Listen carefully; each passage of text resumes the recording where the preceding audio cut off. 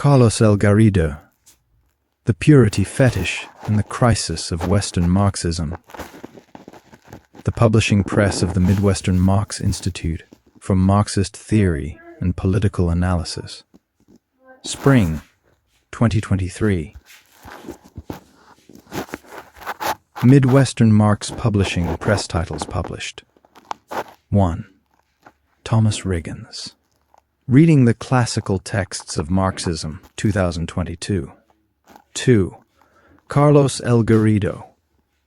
Marxism and the Dialectical Materialist Worldview, an anthology of classical Marxist texts on dialectical materialism. 3. Thomas Riggins. Eurocommunism, a critical reading of Santiago Carrillo and Eurocommunist revisionism. 4. Carlos Martinez. No Great Wall, on the Continuities of the Chinese Revolution 2022. Some Fourth Titles. Caldwell and Kratchvik.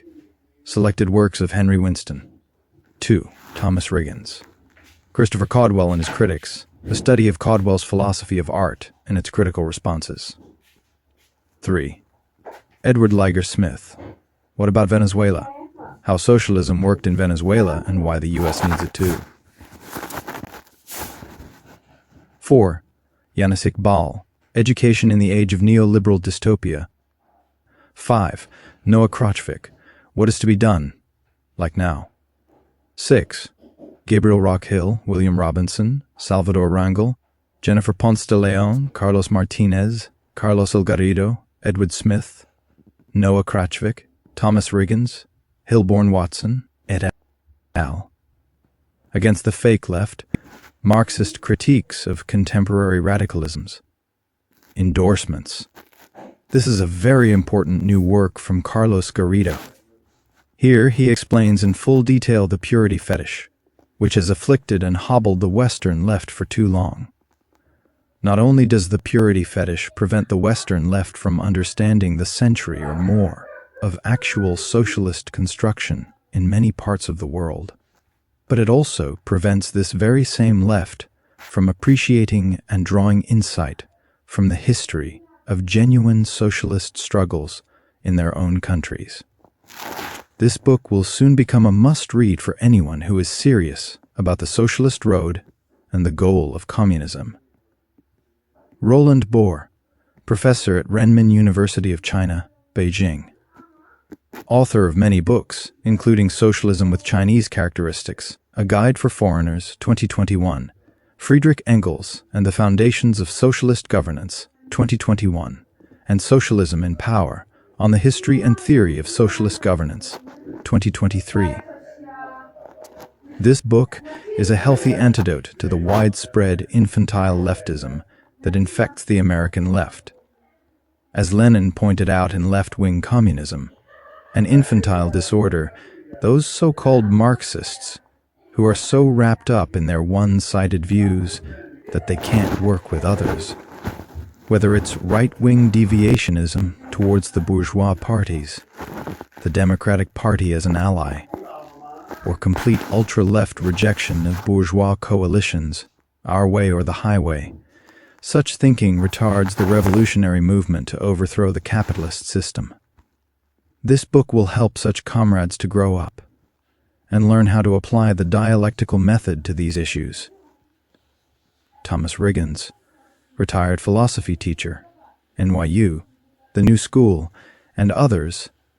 Former associate editor at Political Affairs, chief editorial counselor at the Midwestern Marx Institute, and author of Reading the Classical Texts of Marxism, 2022, and Eurocommunism, a critical reading, 2022.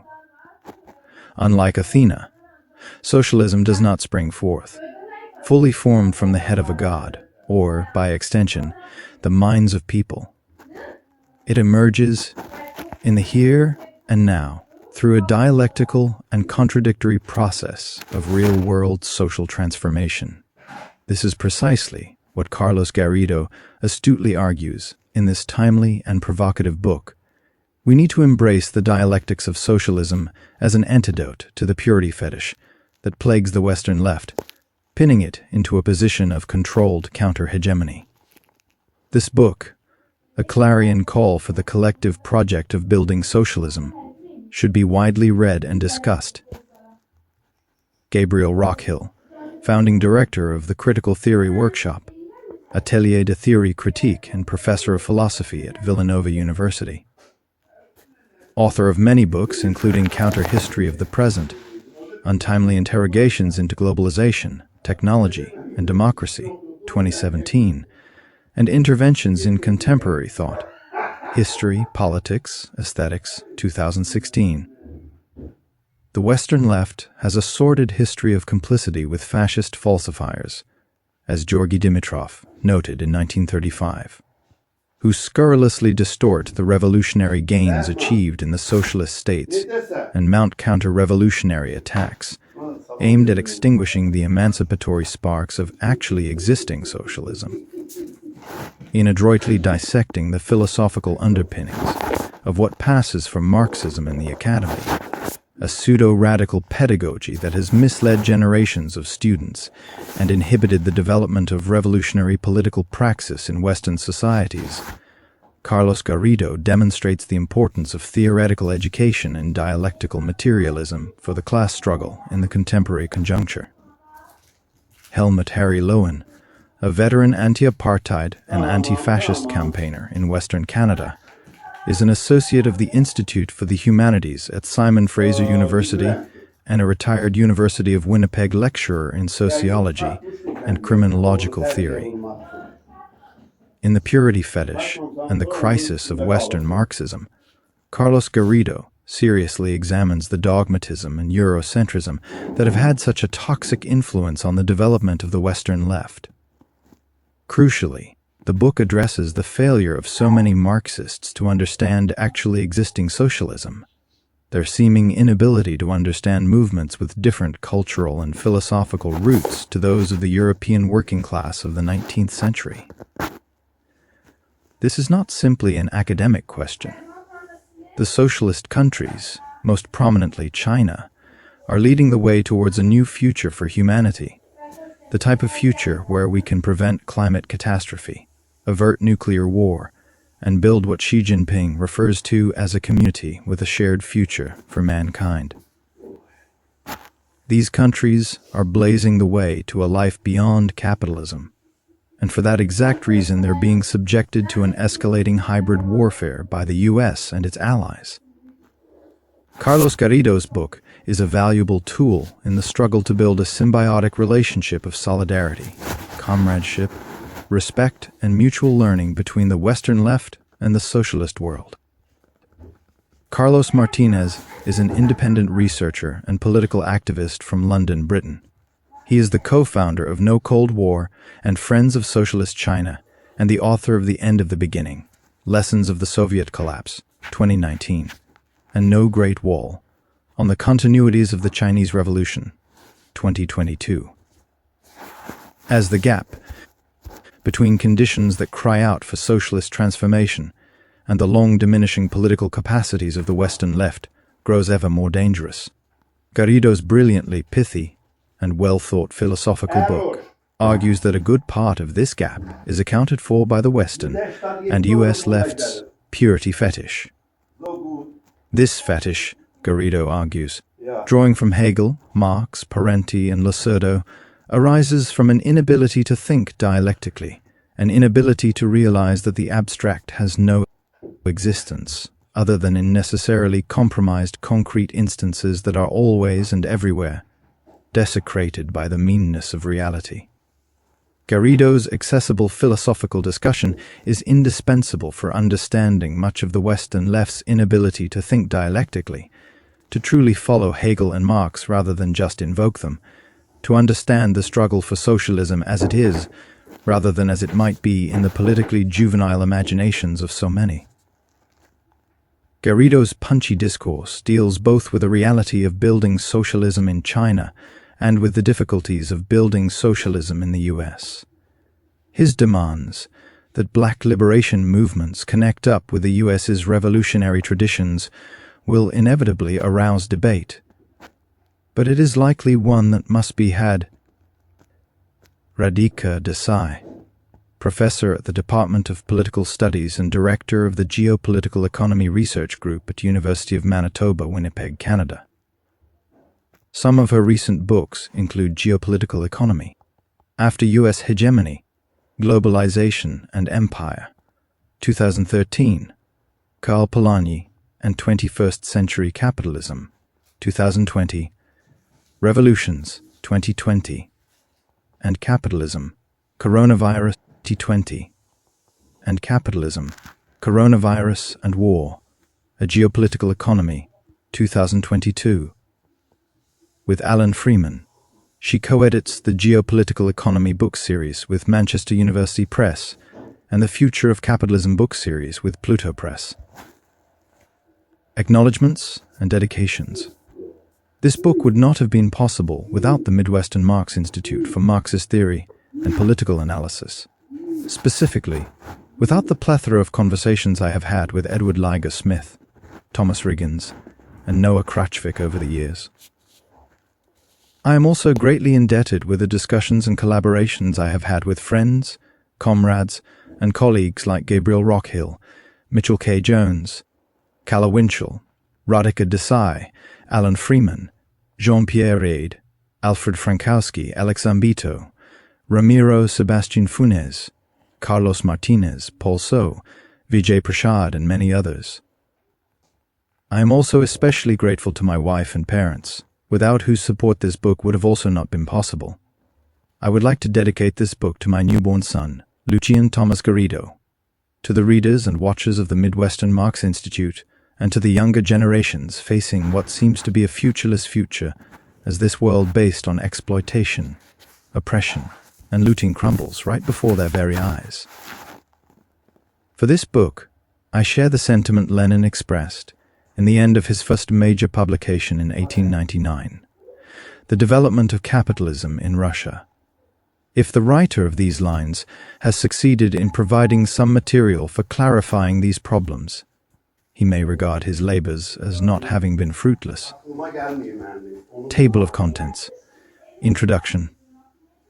I, the philosophical grounds of the purity fetish, Parmenides contra Heraclitus, Hegel contra Parmenides II, the paradoxes of Western Marxism, the only acceptable impurity is imperialism, controlled counter-hegemony, and the compatible left lessons from Parenti and Lacerdo, left anti-communism, and the fetish for defeat ressentiment, and socialist profile identity, dead in the eyes of Hegel III, China and the purity fetish of Western Marxism, the purity fetish, and the capitalist road thesis. The importance Marxism lays on the development of the productive forces dung and reform, and opening up what Western Marxists fail to understand thanks to the purity fetish socialist markets.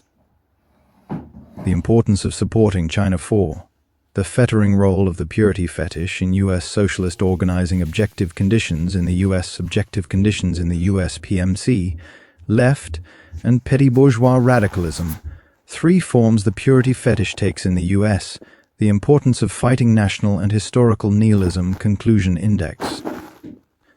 Introduction. Western Marxism 1 suffers from the same problem as F. Scott Fitzgerald's J. Gatsby in the novel The Great Gatsby. Each has a fixation on perfection and purity that leaves perpetually unfulfilled all that it claims to desire. Jay seeks a return to the purity of his first encounter with Daisy, and in the impossibility of this return to purity, the actual potential for a relationship is lost.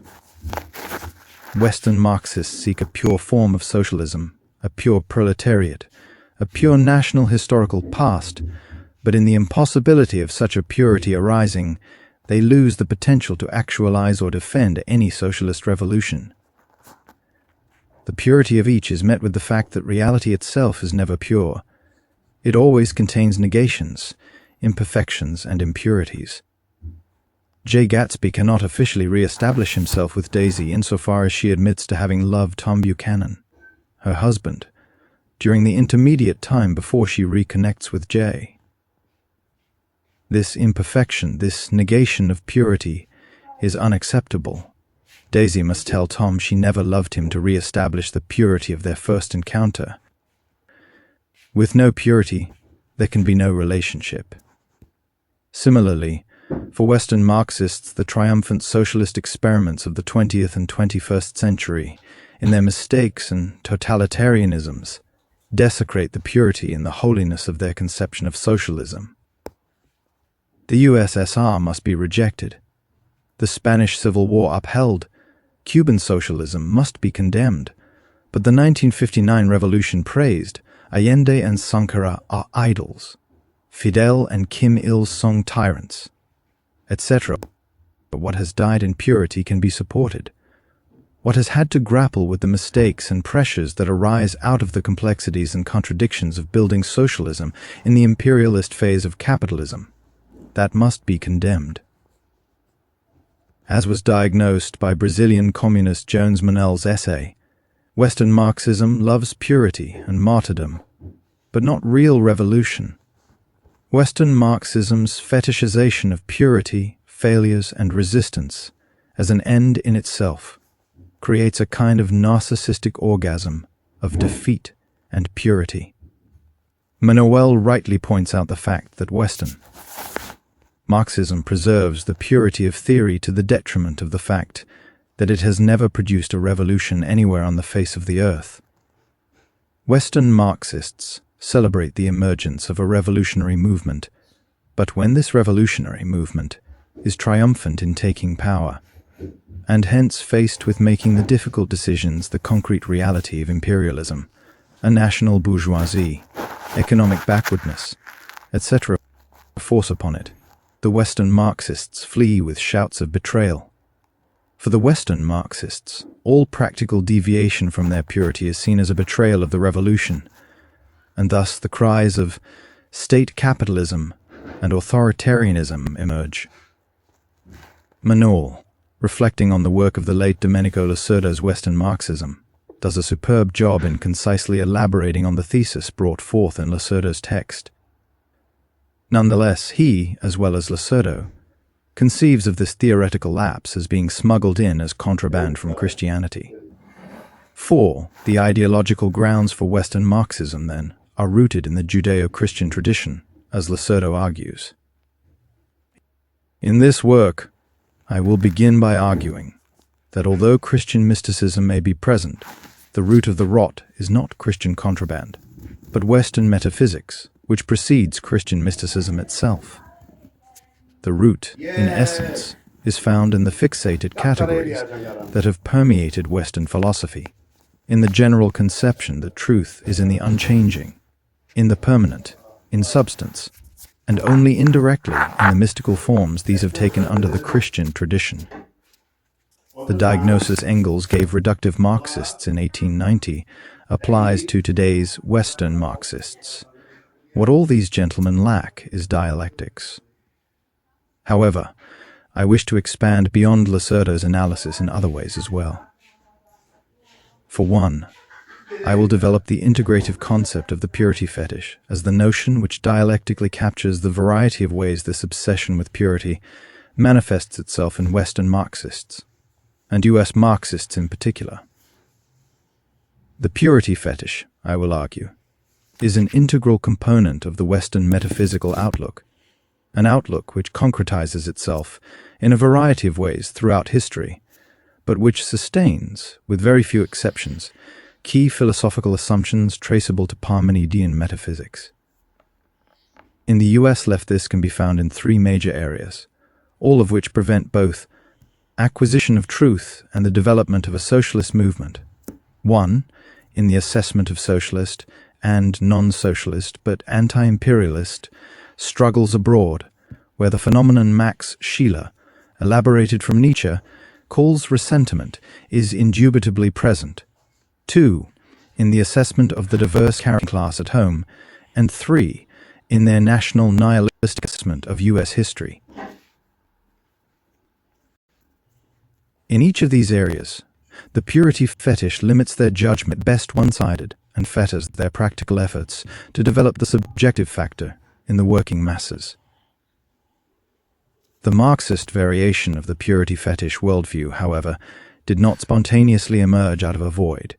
It is grounded on objective forces, on a political economy of knowledge, which has propelled what Gabriel Rockhill calls the global theory industry. It is also, as theorists like Barbara and John Ehrenreich, Catherine Liu, Gus Hall, Noah Kratchvik, and others have noted, grounded on class positions outside of the working class, and within petty bourgeois and or professional managerial class, PMC, positions. These class positions, which we may classify under the broader term of middle class, are intermeshed in the culture and institutions of what has been called the iron triangle of academia, media, and NGOs. 9. Out of this culture also stems a distinctive mode of socialist identification which, under the conditions Hans-Georg Moller and Paul D'Ambrosio have labeled as prophilicity, reduces what being a socialist is to a counter-cultural identity, or profile, that is more concerned with its preservation than with achieving political power. Taking these objective and subjective conditions into consideration, what can help overcome Western Marxism's purity fetish is not simply, as Lacerdo argues, learning to build a bridge between the different temporalities found in Marx's notion of communism, that is, on one end, the utopian remote future where society inscribes on its banners, from each according to his ability, to each according to his needs, and the actual future where communism is described as the real movement which abolishes the present state of things. Although this is important, I fear that a more profound change is required.